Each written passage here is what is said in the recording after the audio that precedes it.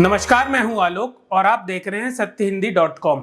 आइए नजर डालते हैं अब तक की सुर्खियों। प्रधानमंत्री नरेंद्र मोदी आज जम्मू कश्मीर में एक चुनावी रैली को संबोधित कर बीजेपी प्रत्याशियों के लिए वोट मांगेंगे।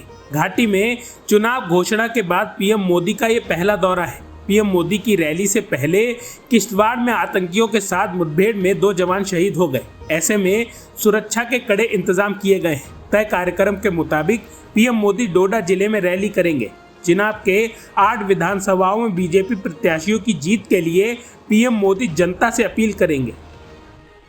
अंडमान निकोबार द्वीप समूह की राजधानी पोर्ट ब्लेयर का नाम बदलकर श्री विजयपुरम कर दिया गया है। पोर्ट ब्लेयर का नाम बदलने पर प्रधानमंत्री नरेंद्र मोदी ने अपना रिएक्शन दिया है। उन्होंने कहा है, यह अंडमान और निकोबार द्वीप समूह के समृद्ध इतिहास और वीर लोगों का सम्मान है। पीएम मोदी ने कहा कि पोर्ट ब्लेयर का नाम श्री विजयपुरम किया जाना अंडमान और निकोबार द्वीप समूह के समृद्ध इतिहास और वीर लोगों का सम्मान है। साथ ही ये औपनिवेशिक मानसिकता से मुक्त होना तथा भारतीय विरासत का जश्न मनाने की सरकार की प्रतिबद्धता को भी दर्शाता है। भाजपा में टिकट वितरण से असंतुष्ट पूर्व मंत्री कर्णदेव कंबोज ने अब कांग्रेस का हाथ थाम लिया है। शुक्रवार को उन्होंने दिल्ली में कांग्रेस ज्वाइन की। इस दौरान पूर्व सीएम भूपेंद्र सिंह हुड्डा और प्रदेश अध्यक्ष उदय भान भी मौजूद रहे। इधर इस घटनाक्रम से करनाल के इंद्री व यमुनानगर के रादौर जैसे क्षेत्रों में चुनावी समीकरण प्रभावित हो सकते हैं। पिछले दिनों त्याग पत्र देने के बाद से ही उनके कांग्रेस में शामिल होने की चर्चा थी। कंबोज भाजपा में ओबीसी मोर्चे के प्रदेश अध्यक्ष थे। कांग्रेस नेता और राजस्थान के पूर्व उप मुख्यमंत्री सचिन पायलट ने शुक्रवार को बीजेपी पर निशाना साधा। कानून के मुद्दे पर भजन लाल शर्मा सरकार की आलोचना करते हुए सचिन पायलट ने कहा, राज्य में मौजूदा हालातों से लोग व्यथित हैं। आमतौर पर सरकारों के भीतर 3-4 साल के बाद तनाव पैदा होता है, लेकिन यहाँ मैं देख रहा हूँ कि शुरुआत से ही सत्ता में अलग अलग केंद्र उभर कर सामने आ गए हैं। पायलट ने आगे कहा, ये राज्यों के लिए हानिकारक है। यह स्पष्ट नहीं है कि सरकार कौन चला रहा है। कभी एक नेता कुछ कहता है तो कभी कोई दूसरा नेता कुछ कहता है। मणिपुर के कांग्रेस अध्यक्ष मेघचंद सिंह ने शुक्रवार को पीएम मोदी को लेटर लिखा। इस लेटर में उन्होंने मणिपुर के बिगड़े हालात के मद्देनजर प्रदेश का दौरा करने की मांग की। मेघचंद सिंह ने पीएम मोदी को संबोधित करते हुए पत्र में लिखा, मैं मणिपुर के लोगों की ओर से और मणिपुर राज्य में भारत के एक नागरिक के रूप में आपको अपने राज्य मणिपुर में आपकी यात्रा के लिए आमंत्रित करता हूँ। यहाँ 3 मई 2023 से उथल पुथल मचा हुआ है। मणिपुर के लोग 3 मई 2023 से अपनी बेबसी की आवाज़ आपके सामने रखने के लिए राज्य में आपकी उपस्थिति का बेसब्री से इंतजार कर रहे हैं।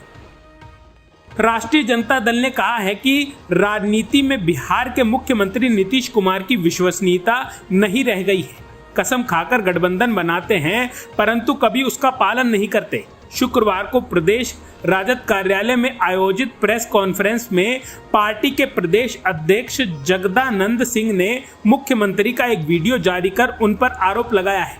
जगदानंद सिंह ने कहा है कि नीतीश कुमार लगातार झूठ बोलते रहते हैं। कुर्सी से चिपके रहने के लिए बार बार गठबंधन बदलते रहते हैं। जब भाजपा में उन्हें शून्य पर आउट करने की साजिश रची थी तो महागठबंधन में आने के लिए उन्होंने माफी मांगी थी और कहा था अब कभी भाजपा में नहीं जाएंगे।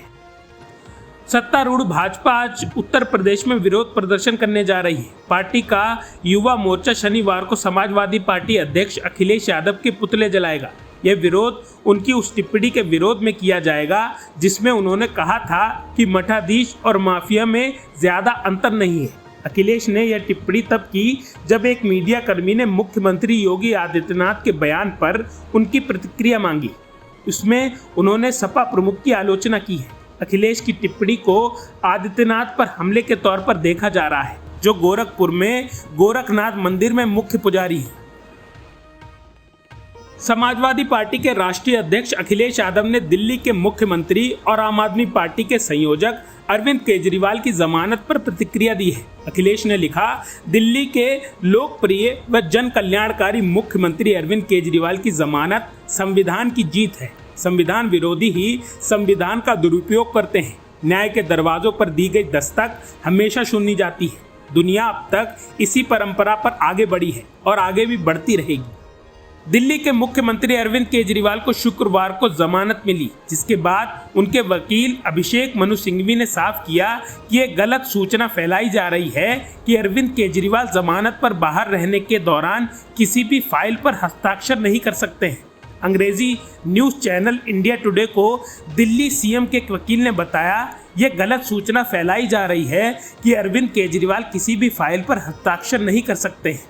आप प्रमुख सभी फाइलों पर हस्ताक्षर कर सकते हैं, सिवाय उन फाइलों के जो शराब नीति मामले से जुड़े हैं, जिनके तहत उन्हें गिरफ्तार किया गया था। प्रदेश कांग्रेस ने मुख्यमंत्री अरविंद केजरीवाल की जमानत पर प्रतिक्रिया व्यक्त की है। प्रदेश अध्यक्ष देवेंद्र यादव का कहना है कि लोकतांत्रिक व्यवस्था में संवैधानिक प्रक्रिया के अंतर्गत शराब घोटाले में मुख्य आरोपी अरविंद केजरीवाल को सुप्रीम कोर्ट से जमानत मिलना न्यायिक प्रक्रिया का हिस्सा है। देवेंद्र ने कहा कि कानून अपना काम कर रहा है और न्यायिक व्यवस्था में सबको विश्वास रखना चाहिए, लेकिन जमानत के बाद यह नहीं कहना चाहिए कि मनीष सिसोदिया, संजय सिंह और अब केजरीवाल घोटाले के आरोप से मुक्त हो गए हैं। मामला अभी भी कोर्ट के संज्ञान में है। केजरीवाल को भी क्लीन चिट नहीं मिली है, बल्कि सशर्त जमानत मिली है।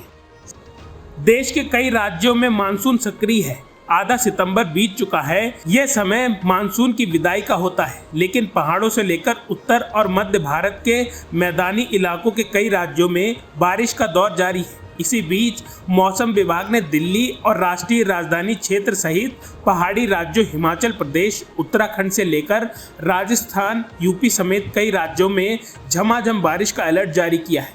दिल्ली एनसीआर में आज भी बादल छाए रहेंगे और बारिश की संभावना है। वहीं 15 सितंबर से लेकर 17 सितंबर तक आसमान में बादल छाए रहेंगे। अब तक की सुर्खियों में बस इतना ही। आगे की खबरों के लिए बने रहिए सत्यहिंदी.com पर।